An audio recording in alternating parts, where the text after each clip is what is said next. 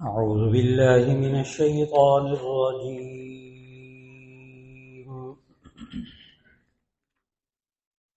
بسم الله الرحمن الرحيم. انظر كيف ضربوا لك الأمثال فضلوا فلا يستطيعون سبيلا. تبارك الذي إن شاء جعل لك خيرا من ذلك جنات تجري من تحتها الأنهار ويجعل لك قصورا بل كذبوا بالساعة وأعتدنا لمن كذب بالساعة سعيرا.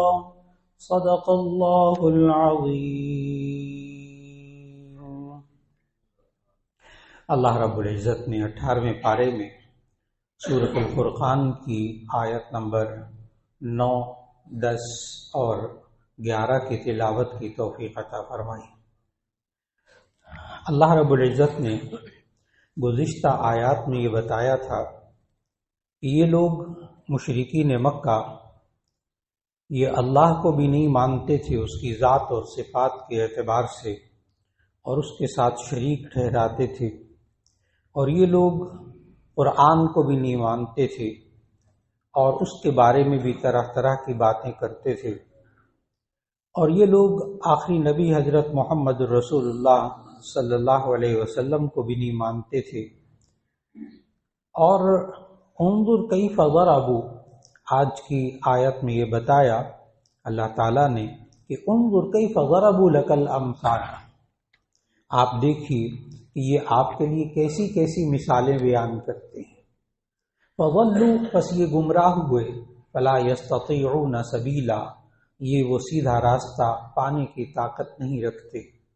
تبارک الذی ان شاء جعل لک خیرا من ذلک، تبارک الذی بابرکت ہے وہ اللہ کی ذات، ان شاء اگر وہ چاہے، جعل لک خیرا من ذلک تو وہ اس سے بھی بہتر آپ کے لیے بنا دے، جنات ایسے باغات، تجری من تحتها الانہار جن کے نیچے نہریں بہتی ہوں، ویجعل لک قصورا اور اللہ چاہے تو آپ کے لیے محلات بنا دے.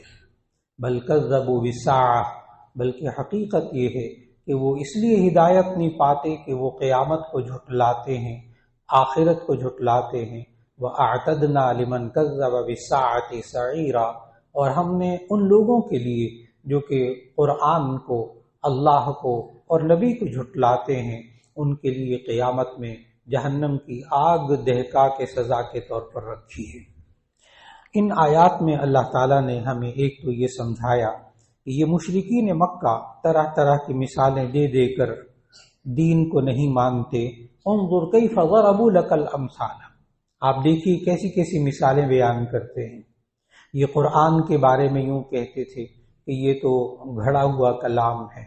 کبھی یہ کہتے کہ اعانہ علیہ قوم آخرون، یہ یہود و نصارہ سے مل کر ان کا تعاون لے کر یہ گزشتہ باتیں بتاتے ہیں. اور کبھی یہ کہتے کہ اساطیر الاولین، یہ قرآن جو آپ سناتے ہیں پچھلے لوگوں کی کہانیاں ہیں. اور کبھی یہ کہتے کہ یہ رسول کیسا ہے، یہ تو کھانا کھاتا ہے، بازار میں چلتا پھرتا ہے، ہم اس کو کیسے مانیں. کبھی یہ کہتے کہ جناب ان کے ساتھ کوئی فرشتے ہوتے، یا اللہ تعالیٰ ان کے لیے کوئی خزانے نازل کرتا، یا ان کے لیے کوئی باغات ہوتے تو تب ہم ان کو مانتے. یہ تمام مثالیں بیان کر کر کے اللہ کی تکذیب کرتے، اللہ کو جھٹلاتے، قرآن کو جھٹلاتے اور نبی صلی اللہ علیہ وسلم کو جھٹلاتے تھے. اللہ تعالیٰ نے فرمایا فضلوا، پس وہ گمراہ ہوئے، فلا یستطیعون سبیلا، پس وہ اس صحیح راستے کو پا نہیں سکتے. اور پھر اللہ تعالیٰ نے آگے آیت میں بتایا آج کے درس میں کہ تبارک الذی ان شاء جعل لک خیرا من ذلک، اللہ کی ذات بڑی برکت والی ہے، اگر وہ چاہتی تو نبی صلی اللہ علیہ وسلم کی اس سے زیادہ بہتر باغات بنا دیتی دنیا میں بھی، جس کے نیچے نہریں بہتی ہوتی.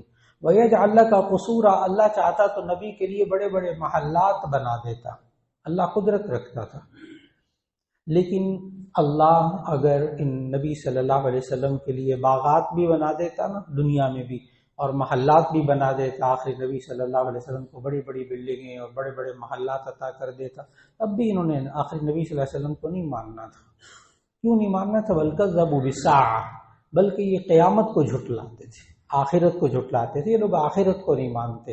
اصل بات یہ ہے اس لیے کہ اللہ تعالیٰ نے قرآن مجید میں ہمیں ان انبیاء کے بارے میں بھی بتایا جن کو اللہ تعالیٰ نے اتنی بڑی بڑی بادشاہت دی کہ دنیا میں کسی اور کو اس سے بڑی بادشاہت نہیں ملی، اور اس کی بہت بڑی مثال قرآن مجید میں سے سلیمان علیہ السلام۔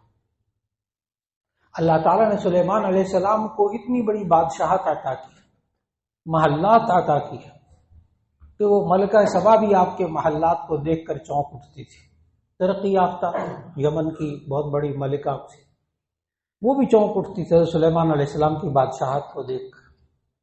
کتنا بڑا تخت اللہ نے سلیمان علیہ السلام کو دیا تھا، جس کے اوپر کئی ہزار افراد بیٹھ کر ایک جگہ سے دوسری جگہ منتقل ہوتے۔ قرآن مجید اللہ نے انبیاء کو دے کے سب کچھ دیکھا، مانتے ان کو بھی نہیں تھے جنہوں نے نہیں ماننا ہوتا تھا۔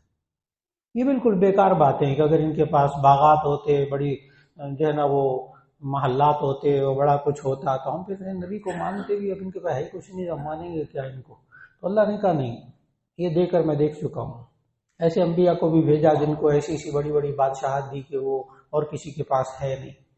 اصل بیچ میں بات کیا ہے اللہ نے بتایا، بل کذبوا بالساعۃ، یہ لوگ آخرت کو جھٹلاتے ہیں، یہ آخرت کو نہیں مانتے۔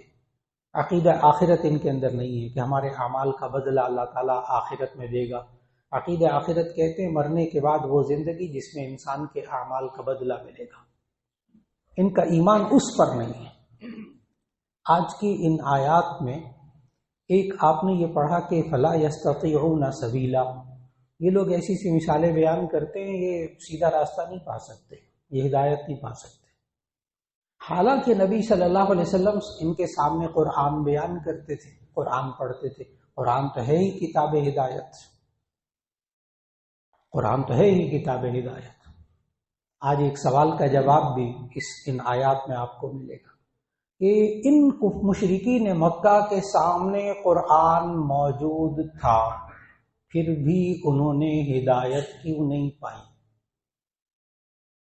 ایک سوال تو بڑا گہرا سوال، ان کے پاس قرآن تھا، اور یہ نہیں کہ ان کو ترجمہ نہیں آتا تھا۔ اس بات کو ذہن میں رکھیں بہت اچھی طرح، مشرکین مکہ کی زبان عربی تھی، ادھر نبی صلی اللہ علیہ وسلم قرآن پڑھتے تھے، ان کو سارا سمجھ میں آ جاتا، ہم سے زیادہ اچھی طرح سمجھ میں آتا تھا، بہت اچھی طرح یاد رکھیں، ان کو ترجمہ آتا تھا۔ تو باوجود قرآن نازل ہوا، ان کے سامنے نازل ہو رہا، نبی سامنے موجود، اس کے باوجود وہ ہدایت کو نہیں پاتے تھے۔ ایک سوال یہ ہے۔ دوسرا سوال ہمارے دور جدید کا، جو بہت سے لوگ سوال کرتے ہیں، یہ والا ان کے ذہنوں میں سوال ہوتا ہے کہ جب ہمارے پاس قرآن موجود ہے تو پھر انسان ہدایت کیوں نہیں پاتا؟ اس مسلمان کے پاس قرآن موجود ہے، پھر یہ ہدایت کیوں نہیں پاتا؟ دو سوال ہو گئے۔ ایک سوال یہ ہوا مشرکین مکہ کے پاس قرآن تھا، کیوں نہیں ہدایت پائی انہوں نے؟ نمبر دو، ہمارے پاس بھی قرآن ہے، پھر مسلمان ہدایت کیوں نہیں پاتے؟ تیسرا سوال ذہن میں رکھیے گا، کیا یہ قرآن صرف مسلمانوں کے لیے کتاب ہدایت ہے یا کافروں کے لیے بھی، غیر مسلموں کے لیے بھی؟ یہ تیسرا سوال ہے، اور ان تینوں سوالوں کے جوابات قرآن مجید سے سمجھنے کی کوشش کیجیے گا۔ بڑے گہرے سوالات ہیں تینوں۔ آخری سوال کا جواب سب سے پہلے ہے کہ اللہ تعالیٰ نے قرآن مجید میں ہمیں بتایا کہ یہ قرآن کافروں کے لیے بھی ہدایت ہے، یہ قرآن کافروں کے لیے بھی ہدایت، غیر مسلموں کے لیے بھی ہدایت ہے۔ اور یہ اللہ تعالیٰ نے سورۃ البقرہ کی آیت نمبر 184 میں بتایا، کیونکہ بہت اہم سوال، اس لیے اس کا جواب ذہن میں رکھیے گا کہ کیا یہ قرآن کافروں کے لیے بھی ہدایت ہے؟ اس کا جواب ہے کہ جی ہاں۔ اور یہ اللہ نے سورۃ البقرہ کی آیت نمبر 184 میں بتایا، مشہور آیت، شہر رمضان الذی انزل فیہ القرآن ھدی للناس، رمضان کے مہینے میں اللہ نے قرآن اتارا، ہدی للناس، پوری انسانیت کے لیے ہدایت ہے، مسلمانوں کے لیے خالی نہیں، معلوم ہوا کہ کافروں کے لیے بھی قرآن ہدایت ہے۔ اور ایک اور آیت پڑھوں گا، اور وہ آیت آپ پڑھتے ہیں سورۃ البقرہ کی بالکل ابتدائی 2 آیتیں، الف لام میم ذالک الکتاب لا ریب فیہ ھدی للمتقین، الف لام میم ذالک الکتاب لا ریب فیہ ھدی للمتقین، یہ کتاب جس میں کوئی شک نہیں، یہ پرہیزگاروں کے لیے ہدایت ہے۔ اب قرآن مجید کی ان 2 آیتوں میں آپ کو تعارض محسوس ہوگا، ترجمہ میں نے کیا، فوراً آپ کے ذہن میں ایک بات آئی، ایک طرف قرآن کہتا ہے کہ یہ ھدی للمتقین، یہ پرہیزگاروں کے لیے ہدایت ہے، ایک طرف قرآن کہتا ہے ھدی للناس، یہ پوری انسانیت کے لیے ہدایت ہے، ان میں سے کون سی بات درست ہے؟ اب آپ کو ان سوالوں کے جواب ملنے لگے، ایک طرف قرآن کہتا ہے ھدی للمتقین، یہ پرہیزگاروں کے لیے ہدایت ہے، ٹھیک، اور دوسری طرف اسی صورت میں اللہ تعالیٰ فرماتا ہے ھدی للناس، پوری انسانیت کے لیے ہدایت ہے، سب انسانوں کے لیے، ان دونوں میں سے کون سی بات درست ہے؟ تو اس کا جواب یاد رکھ لیجئے گا، دونوں باتیں درست ہیں، دونوں باتیں درست ہیں، اس لیے کہ اب آپ کو اس سوال کا جواب بھی ملنے لگا ہے کہ مسلمانوں کے پاس قرآن ہے پھر بھی وہ کتاب کو ہدایت کو نہیں پاتے، قرآن بھی ہے، سنت بھی ہے، سب کچھ سامنے، کیوں نہیں ہدایت پاتے؟ اس لیے کہ اب دونوں آیتوں کے تعارض کو بھی حل کیجیے گا، یہ سارے سوالوں کے جواب اکٹھے ملنے لگے ہیں انشاءاللہ۔ اصل میں قرآن مجید میں جو لفظ ہدایت آیا، ہم بھی اردو میں بہت مانگتے ہیں، اللہ ہمیں ہدایت عطا فرما، ہمارے بچوں کو ہدایت عطا فرما، اللہ فلاں بندے کو ہدایت عطا فرما، ہم کہتے ہیں۔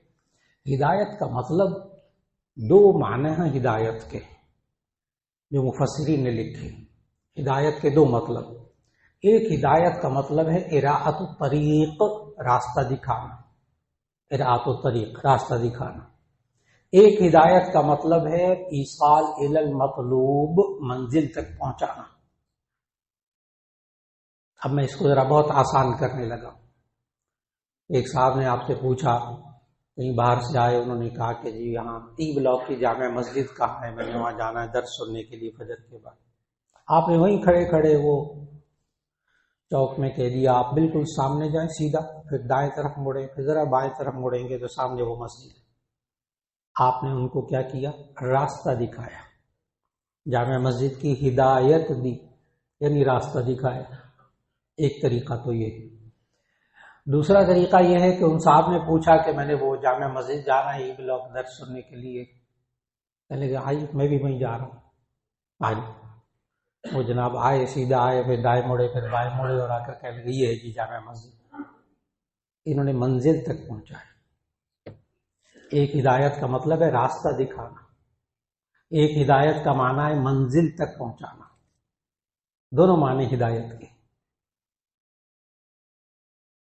شہر رمضان الذی انزل فیہ القرآن ھدی للناس، یہ رمضان میں جو اللہ نے قرآن نازل کیا یہ پوری انسانیت کے لیے ہدایت ہے، یعنی پوری یہاں ہدایت کا معنی اراءۃ الطریق، مفسرین لکھتے ہیں یہاں ہدایت کا مطلب ہے اراءۃ الطریق، راستہ دکھانا۔ قرآن ہر ایک کو راستہ دکھاتا ہے، کافر کو بھی راستہ دکھاتا ہے، ہر غیر مسلم کو راستہ دکھاتا ہے، قرآن سیدھا راستہ دکھاتا ہے۔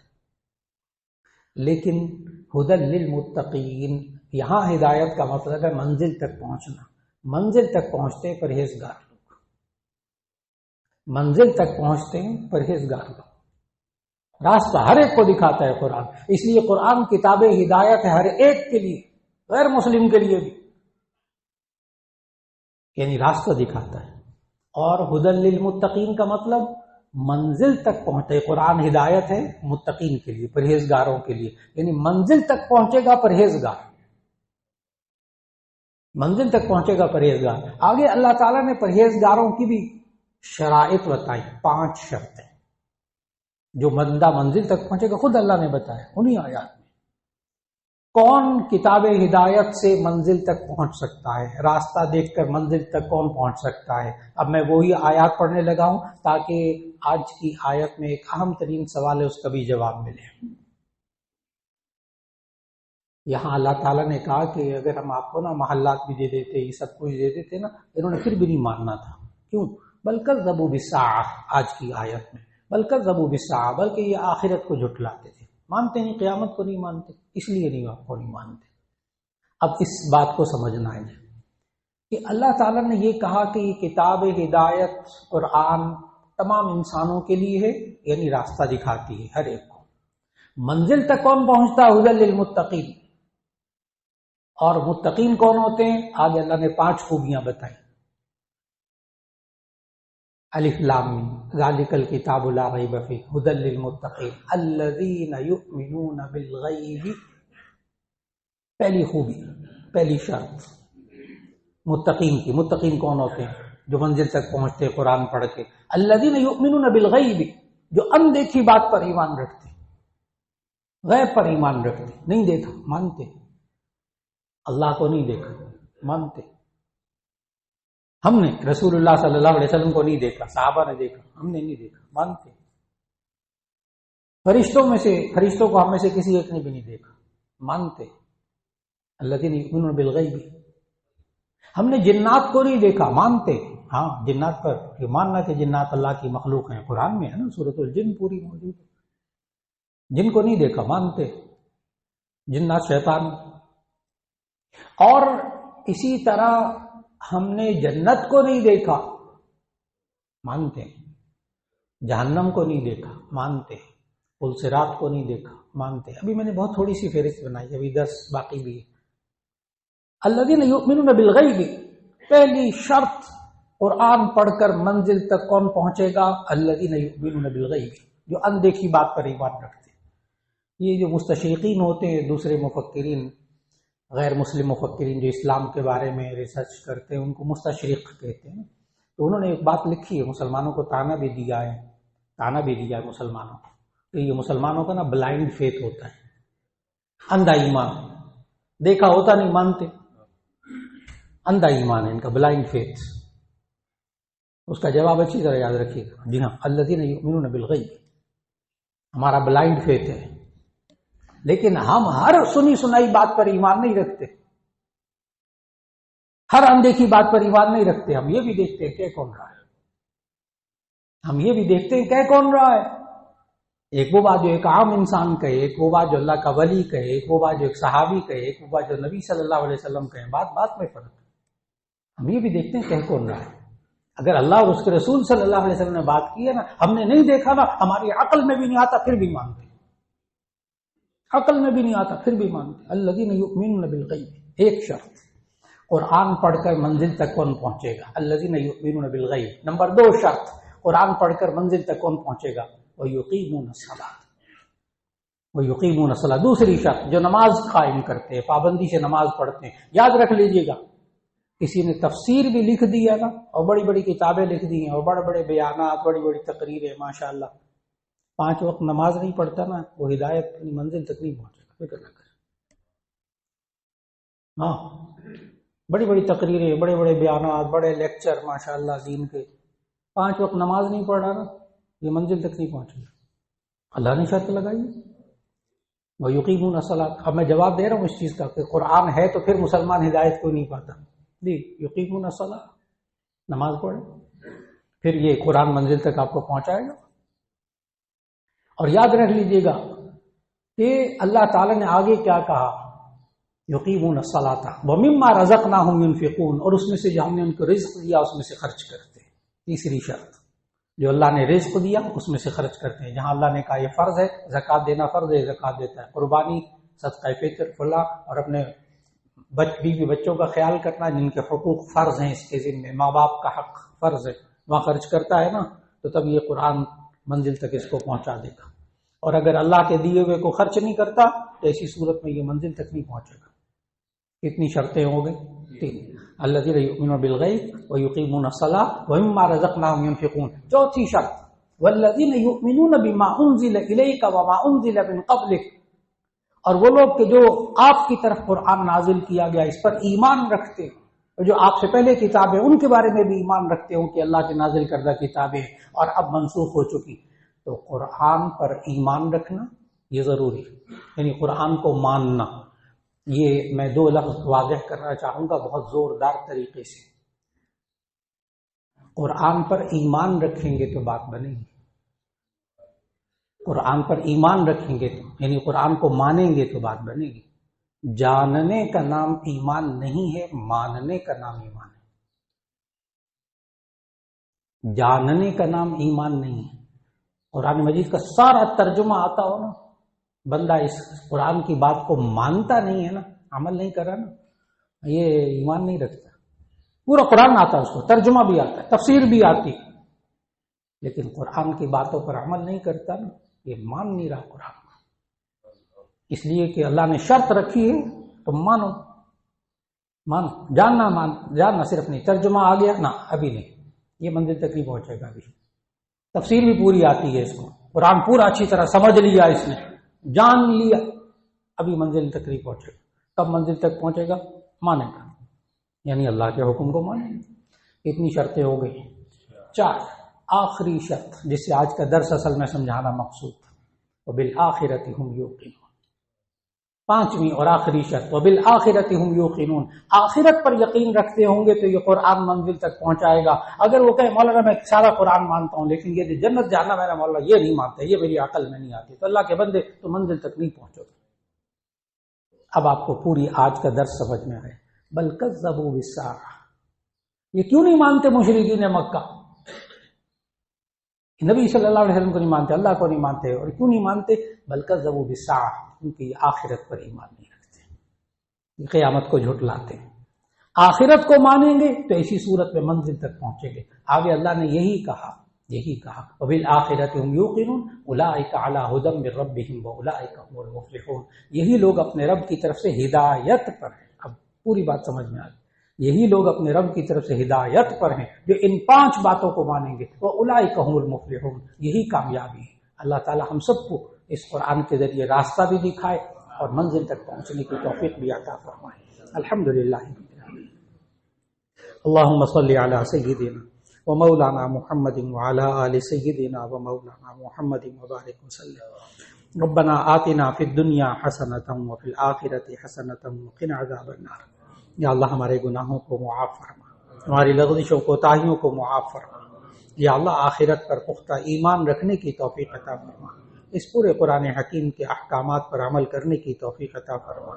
یا اللہ ہم سب کے گناہوں کو معاف فرما، جتنے بیمار ہیں سب کو شفاء کاملہ نصیب فرما، جو پریشان حال ہے یا اللہ اس کی پریشانی کو دور فرما۔ یا اللہ پوری امت پر رحمت نازل فرما، اس ملک پاکستان پر یا اللہ اپنی رحمت نازل فرما، ہمارے گھروں پہ رحمت نازل فرما۔ یا اللہ نعمتوں میں برکت عطا فرما، مال میں برکت عطا فرما۔ یا اللہ حلال رزق کمانے کی توفیق عطا فرما۔ یا اللہ رزق کی تنگی سے نجات عطا فرما۔ یا اللہ جتنے مالی طور پر کاروبار کے اعتبار سے پریشان ہیں اللہ ایک ایک کی پریشانی کو دور فرما۔ یا اللہ ہم سب کو فکر آخرت نصیب فرما۔ وصلی اللہ تعالی علی خیر خلقہ محمد وآلہ واصحابہ اجمعین برحمتک یا ارحم الراحمین۔